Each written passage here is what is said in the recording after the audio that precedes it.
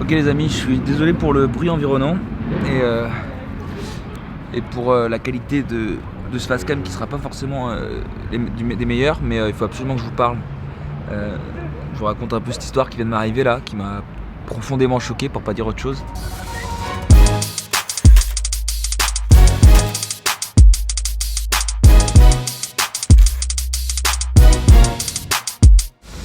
Pour remettre dans le contexte, donc je suis à Sofia en Bulgarie. Attendez, je vais me mettre un thé, ça me fera du bien. Pendant que je me sers mon thé, je vous laisse apprécier ces quelques images de la capitale bulgare, Sofia. Petite ville nichée au sud-ouest du pays, à quelques centaines de kilomètres de l'Albanie et de la Grèce.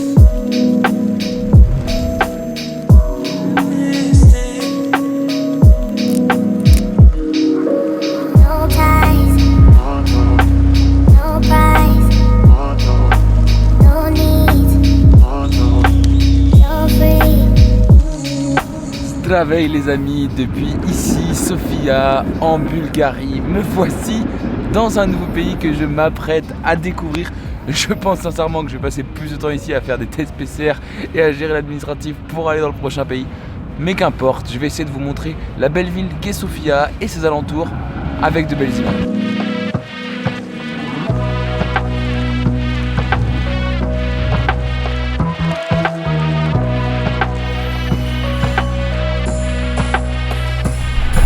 Bon, j'ai pas du tout envie de dire de bêtises parce qu'au final je n'en sais rien, mais j'ai l'impression que Sofia, et donc peut-être la Bulgarie en général, mais en tout cas Sofia, a un vrai passé post-soviétique. Voilà, je le ressens vraiment dans la ville. Alors je le couperai au montage où je confirmerai mes dires si jamais j'ai raison, mais c'est vraiment la sensation que ça me donne. Vraiment une ville post-soviète quoi. Bon, je viens de vérifier sur Wikipédia et en effet la Bulgarie a été sous régime communiste et très proche de l'Union soviétique pendant très longtemps, jusqu'en 89, et n'est devenue la République populaire de Bulgarie qu'en 91. Voilà, pour la petite anecdote.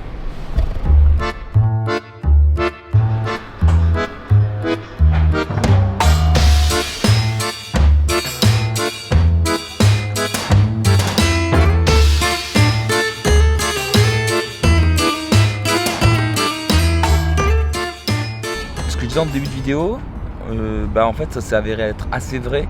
On sent qu'il y a un vrai héritage de l'époque soviétique et qui fait que les gens sont globalement assez froids, les bâtiments sont pas très avenants on va dire. Grosso modo c'est pas une ville où tu te dis qu'il fait extrêmement bon vivre, mais en poussant le bouchon, en allant chercher un peu loin, j'ai parlé avec beaucoup de Bulgares et les gens sont extrêmement gentils, ils ont extrêmement d'ambition, ils kiffent leur vie. Mais c'est vrai que d'un point de vue touristique, je trouve que voilà, c'est pas la ville forcément où je recommanderais de venir. Après, je pense que hors Covid, ça doit être une super ville pour faire la fête. Donc ça c'est quelque chose, voilà, je peux pas vous en parler parce que malheureusement je l'ai pas vécu. Mais je pense que hors Covid, c'est une super ville pour faire la fête. Il y a plein de bars normalement, notamment des bars clandestins.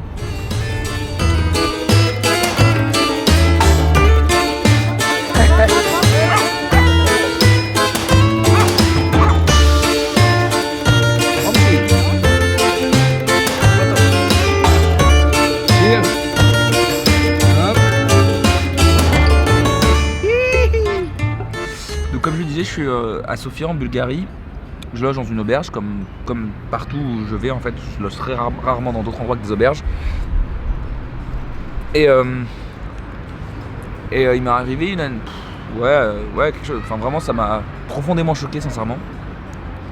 Donc voilà, je remets dans le contexte, comme je disais. Donc je suis dans l'auberge, je suis en train de me faire à manger dans la salle commune quoi. Je commence à parler avec ce mec, c'est un Australien qui est là et qui m'explique en gros que il étudie à Athènes et qu'il étudie en gros les moyens de communication, comment les immigrants, les réfugiés, quels moyens ils utilisent pour justement pouvoir échanger, beaucoup de réfugiés syriens, libyens et d'autres. Histoire assez intéressante et cause assez intéressante. Parce que voilà, c'est des sujets vraiment qui m'intéressent, dont je veux parler en vidéo, donc on échange même nos contacts pour potentiellement travailler ensemble, etc. Donc très très intéressant. Quand on me demande pourquoi je fais des vidéos, la première raison bien évidemment c'est parce que je kiffe ça, parce que j'adore partager tout ça, j'adore voyager, j'adore faire de la vidéo, et voilà, partager tout ça avec vous, et quand je vois vos retours, ça fait vraiment à chaque fois chaud au cœur d'avoir vos retours, donc je continue. Mais la raison profonde, c'est parce que voilà, j'ai la chance de voyager depuis que je suis tout petit.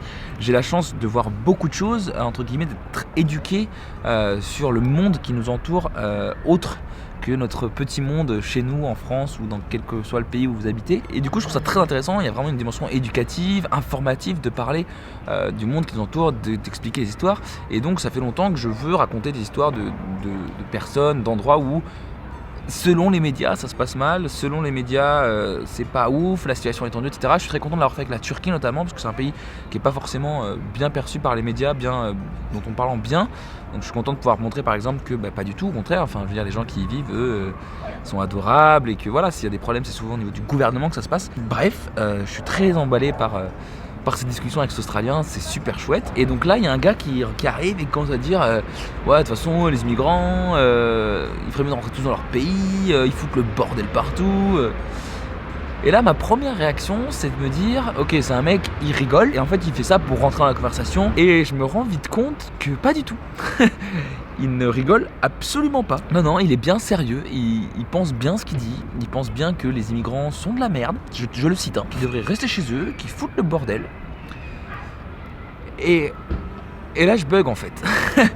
Je bug parce que avoir ces discours-là, je me suis déjà confronté à des personnes qui disent ça, souvent en France. C'est la première fois que je me confronte à un discours de ce type en voyage. Et je suis choqué en fait, je suis profondément choqué parce que souvent, moi je pense que les gens qui ont ces discours-là, c'est parce qu'ils sont pas éduqués à ce sujet-là. Je dis pas qu'ils sont pas éduqués tout court, c'est pas qu'ils ont pas de culture ou quoi que ce soit, mais ils ont pas le recul nécessaire ou la vision nécessaire pour comprendre tout ce qui va autour de tout ça. Et donc c'est aussi pour ça, comme je disais, que je fais ces vidéos-là, c'est pour apporter cette dimension éducative, informative, à mon échelle bien sûr. C'est rare d'avoir ce genre de discours en voyage. Moi je te dis, c'est la première fois qu'on tient ce genre de discours. Et du coup on parle. Et à un moment donné, il sort littéralement de toute façon, toutes ces personnes-là, on ferait mieux de les renvoyer chez eux, ou pire, de leur tirer une balle dans la tête.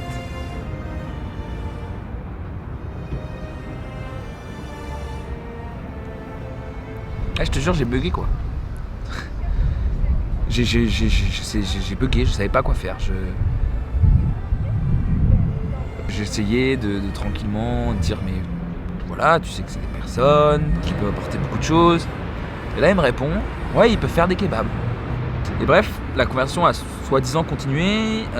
L'Australien arrivait lui à être très calme dans ce qu'il disait. Il arrivait vraiment à apporter juste son point de vue, etc. Moi j'avoue que j'étais un peu plus dans la confrontation, voilà, de expliquer mais en fait non, tu peux pas dire que les gens sont des merdes. En fait c'est des gens qui ont des sentiments, qui ont des rêves, qui ont des ambitions.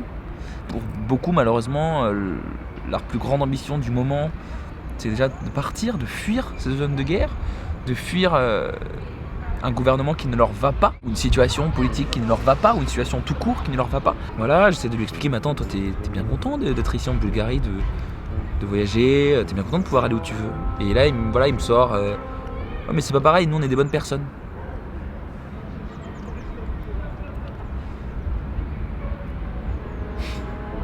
Donc soi-disant parce que on est né dans des endroits où le bordel a eu lieu bien avant qu'on naisse, on est des bonnes personnes. Mais quelqu'un qui naît dans un endroit où c'est le bordel maintenant, c'est une mauvaise personne.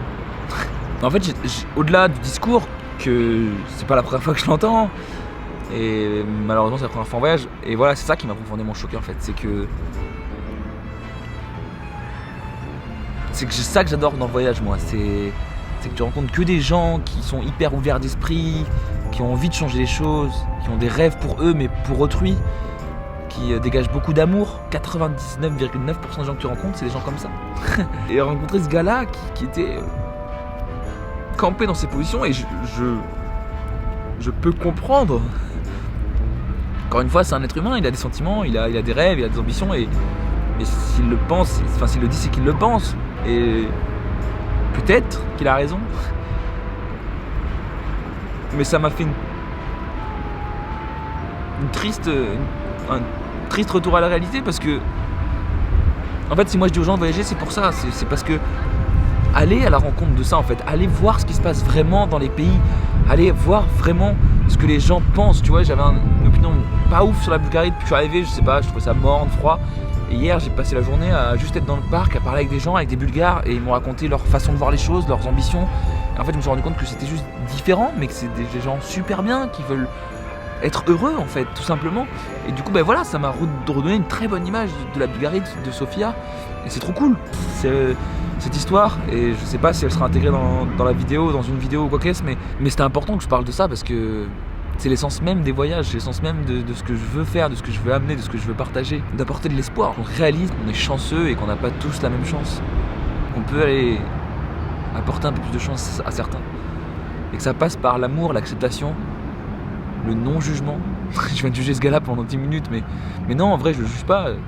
Comme je dis, s'il pense ça, s'il le dit, c'est qu'il le pense. Et il a sûrement une partie de raison en lui, au fond. Et ça se trouve, c'est moi qui ai complètement tort. Je le juge pas. Il a le droit de penser ce qu'il pense.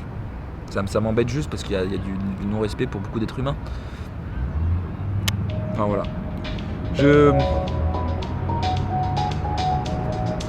sais pas quelle leçon tirer de ça, de ce que je viens de vous raconter, si ce n'est qu'il ne faut pas s'arrêter à sa première impression. Et cet exemple nous le montre parfaitement. Je n'ai pas aimé Sofia au premier abord, mais après avoir passé quelques temps avec ses habitants et à sillonner la ville, je me suis rendu compte que j'avais tort et que c'était une très charmante ville. Il n'y a rien de mieux que d'être confronté à la réalité du terrain pour comprendre.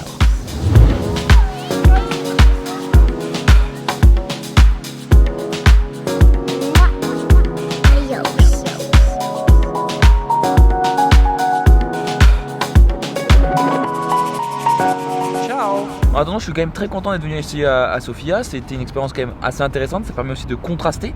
Dans un voyage, il y a forcément des moments moins bien, moins agréables. Je suis quand même très heureux d'être venu ici. Très heureux de vous avoir partagé tout ça. Très heureux d'avoir réussi à avoir des apprentissages quand même sur ce petit passage ici en Bulgarie. Ça reste un très joli pays découvert en 2021. J'en suis très content. Voilà, sur ces belles paroles, je te dis à très bientôt pour une nouvelle vidéo. Merci beaucoup d'être là. N'oublie pas de partager cette vidéo ou mon travail si tu penses, si tu estimes qu'il peut intéresser certaines personnes. C'est vraiment ce qui fait que cette chaîne évolue et progresse. Moi, ça m'aide énormément d'avoir des retours des gens. Donc plus de gens le voient, mieux c'est pour moi. Plus vous le partagez, mieux c'est pour moi, pour nous, pour le contenu de cette chaîne, pour vous proposer au jour le jour ce que je vous propose. Merci encore d'être là. À très très vite. Et des gros bisous. Ciao.